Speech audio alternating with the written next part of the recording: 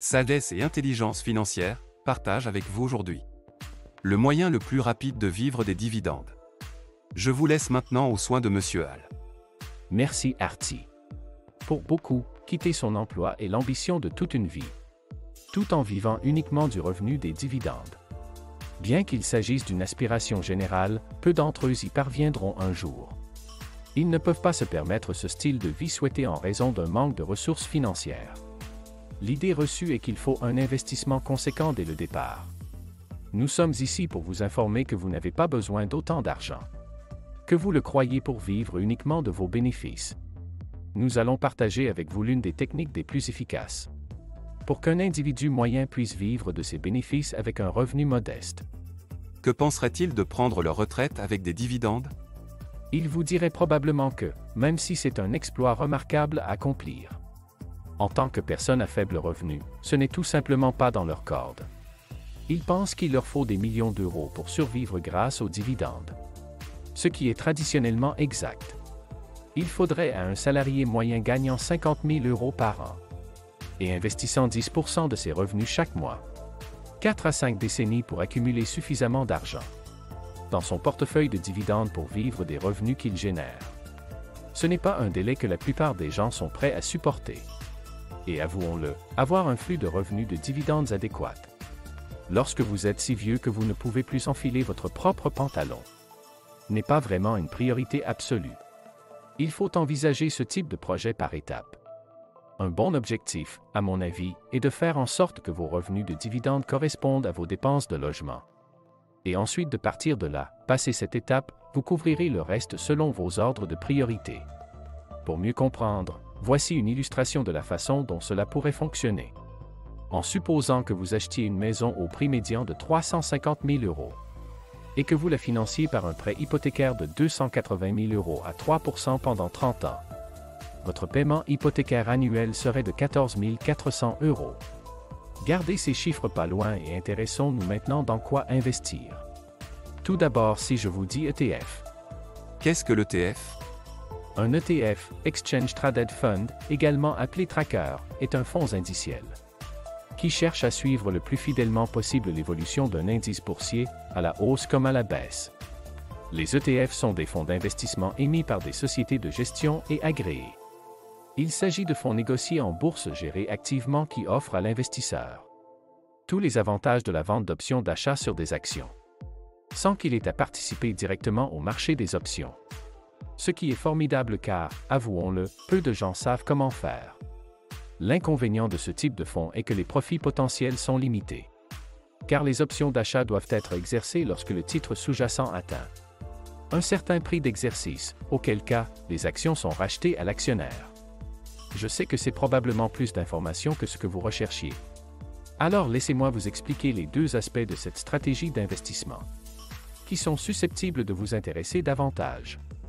En investissant dans des ETF de qualité, vous pouvez diversifier vos placements dans certaines des sociétés les plus connues au monde, comme Apple, Tesla et Google. En se référant au yield, cet ETF a un rendement en dividendes d'un peu moins de 12, ce qui est nettement plus élevé que la plupart des autres ETF producteurs de dividendes. Maintenant que vous avez découvert cette méthode alternative de génération de revenus de dividendes, revenons à notre exemple afin de calculer le montant que vous devrez investir pour couvrir votre paiement hypothécaire.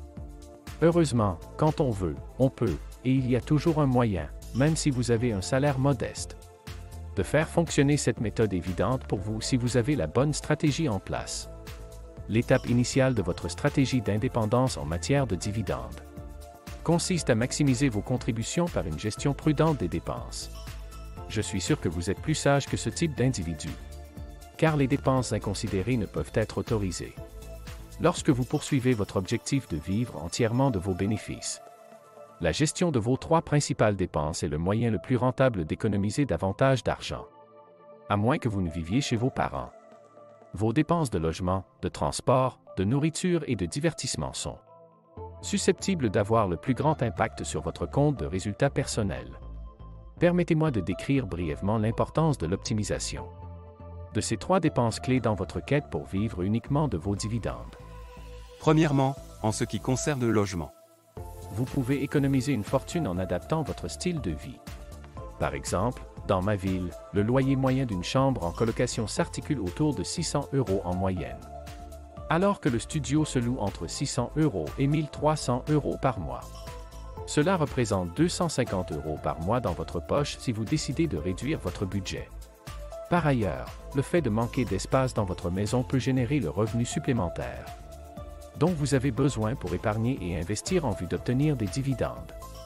Si l'on tient compte des paiements pour la voiture, de l'essence, de l'entretien, de l'assurance et des autres dépenses. Deuxièmement, parlons de la mobilité. Plus précisément de la possession d'une voiture. Comparez cela au coût mensuel moyen du transport en commun à Paris et sa région. Depuis le 1er janvier 2023, les tarifs qui s'appliquent sont les suivants. Navigo annuel toute zone, 925,10 € par an, soit 84,10 € par mois. Et vous verrez que vous pouvez économiser des centaines d'euros par mois en utilisant le bus. Troisièmement, l'alimentation.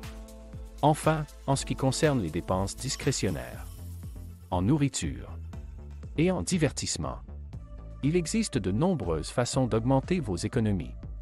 D'après les statistiques, une personne dans une zone de pays développé dépense environ 250 € par mois pour les divertissements.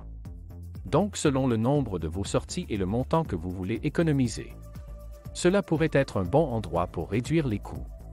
Aussi, une personne dans une zone de pays développé moyen dépense un peu moins de 300 € par mois au restaurant ou en commande de repas à la maison.